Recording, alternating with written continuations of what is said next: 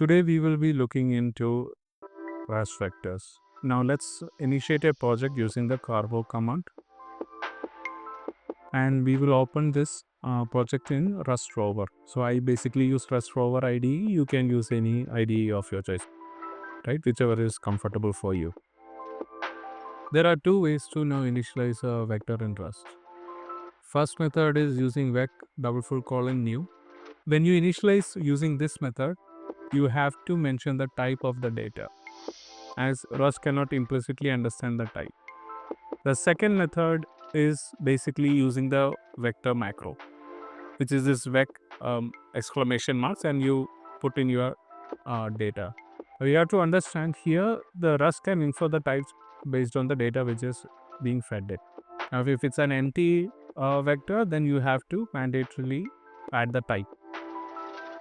Now let's look at under the hood how Rust manages vectors. You can see in this diagram there are two crucial distinctions between the vector storage, that is stack and heap. In stack, the vector's metadata is stored, basically the pointers, length and capacity. Now heap contains the actual data elements. Now what does this pointer do? This pointer contains a memory address that points to where the actual data is stored on the heap. Length, a number of elements in the vector. Capacity is the maximum number of elements the vector can hold without reallocating. Now you can see, since length is 4, you have 10, 20, 30, 40 stored in the memory slots, whereas the rest of the 4 slots are reserved but unused capacity. Vectors can grow and shrink at runtime.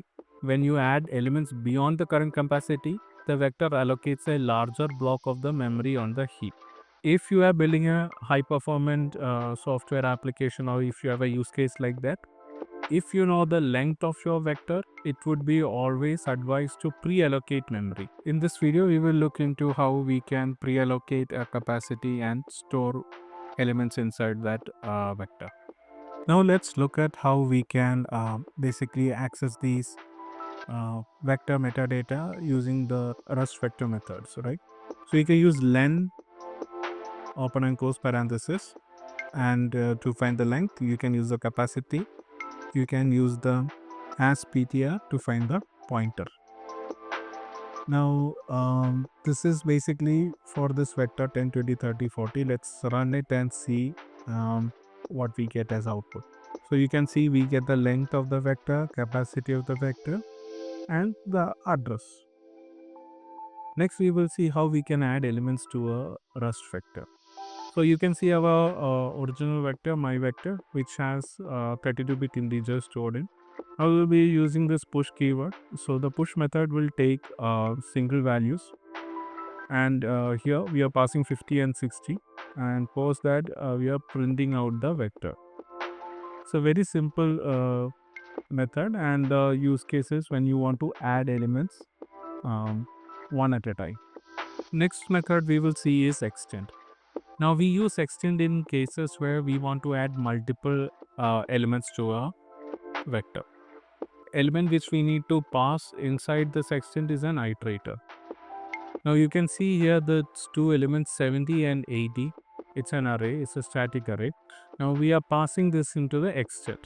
Now we execute it and see how it appends this array to the existing vector.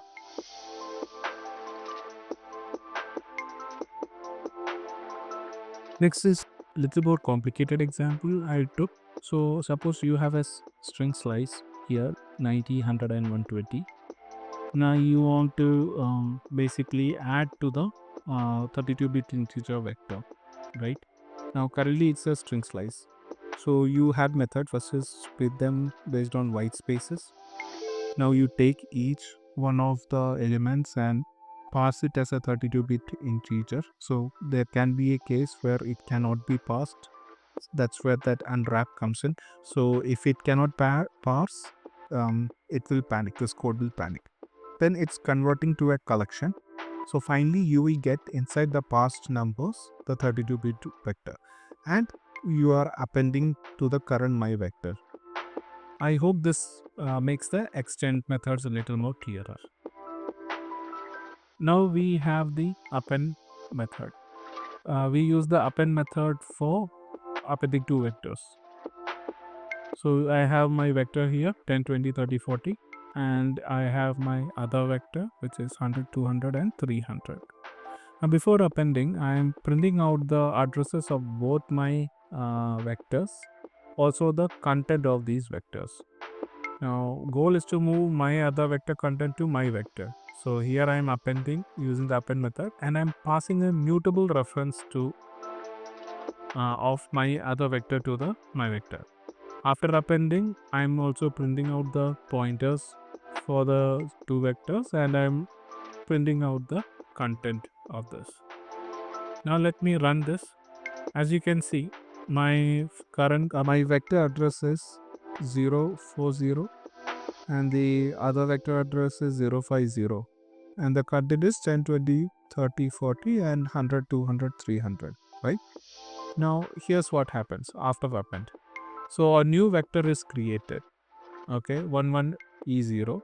Since the capacity of that vector has been reached, a new vector memory address has been created where the vector resides, the new vector resides. Also, interesting fact here is you can see content of my other vector is now empty. So what happens here is the items are moved instead of copied.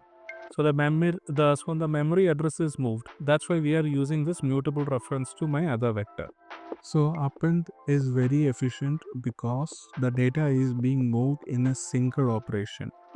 It doesn't clones each element and does the operation, whereas in a single bulk operation, it moves the entire data. So this gives that performance edge over other methods. Now let's do a quick recap of all these different methods to append the elements to the vector. So push is best suited when you have single elements. Extend is extremely useful when you have multiple elements which you want to add and also don't want to lose the ownership of the second vector. Then you can use append method when you want to have the high performance as a criteria. Downside would be you will lose the ownership of the second vector. Now in this example, I want to show how you can pre-allocate some capacity to your vector. You can do this when you know ahead of time what will be the capacity of data you need to hold inside your vector. Now the advantage of doing this would be, suppose you assign a smaller vector and you need to add extra element to it, then there is an additional process of when a new element comes which is beyond the existing capacity of the vector, the existing capacity will be doubled and then the data will be copied to this new vector. In order to prevent that, whenever you want to write an efficient and a high performant vector, in the cases where you know the data ahead of time, the length of the data ahead of time, you can use this method with capacity and reallocate this capacity. Thereby you can prevent all those steps from happening and make your code much more efficient. So this is one example. I know my total data length would be coming around 6 elements. So I'm giving a capacity of 6 for my vector, and I'm adding the first 3 elements and then I'm appending to that the next 3 elements. So in this case, we know the length of the data. There is no requirement for the vector to go ahead and create a new memory slots to handle this capacity. But this is one way to write a efficient vector. And that's our deep dive into Rust vectors. I hope this tutorial gave you a lot of value by showing you not just how to use them, but how they work under the hood. If you found this helpful, be sure to like and subscribe. In the next video, we will cover how to safely access elements from a vector. See you then and happy coding.